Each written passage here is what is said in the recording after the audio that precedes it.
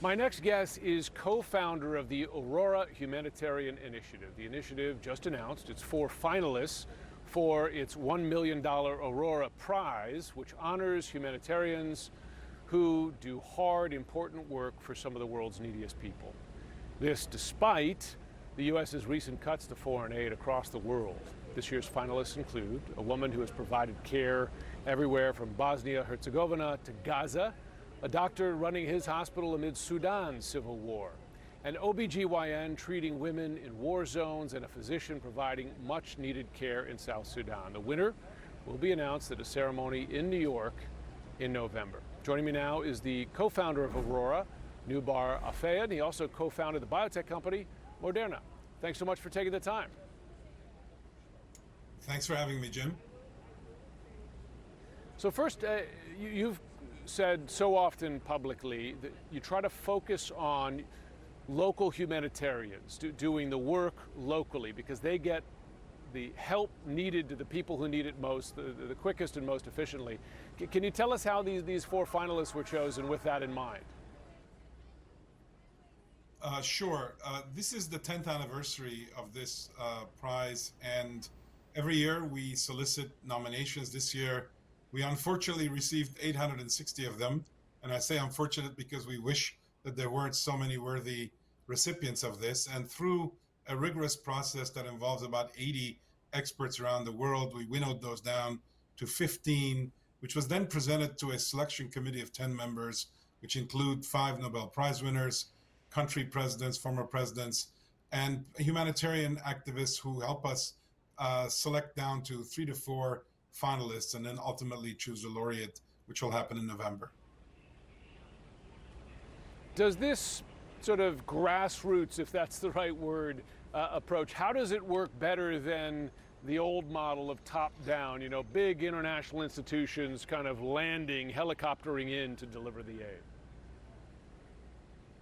Well, Jim, the prize was set up 10 years ago to mark the centennial of the Armenian genocide. And at that time, there were no organizations, maybe Red Cross at most, but many of the lives were saved by those who just stepped in, ran towards the fire, if you will, and saved the lives of many, including my grandfather, which is why I exist today.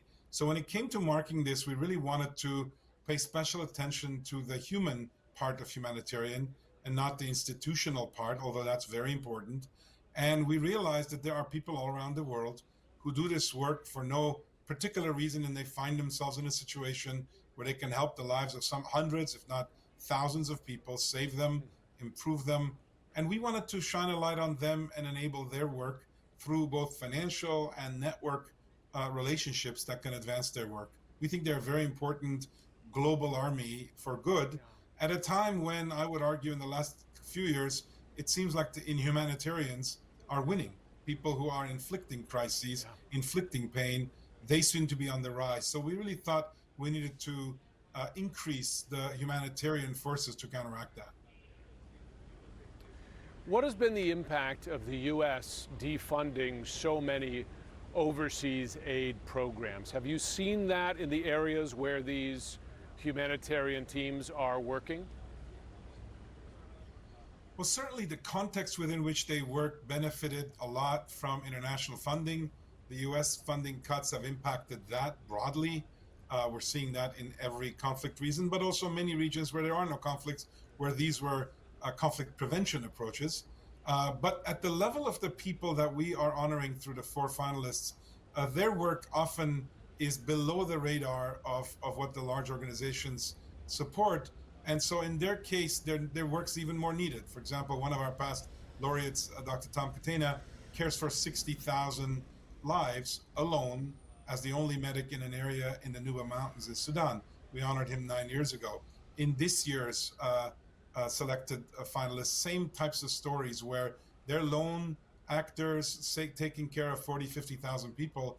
So I think while the context has changed, the heroism continues, and we hope that the context reverses in time because we need both. Before I go, given your work with Moderna, which of course developed one of the most successful COVID vaccines in cooperation with the NIH and the US, Are you concerned to watch the rise of vaccine skepticism in this country, even from some senior government officials, right, running health programs here and reducing recommendations?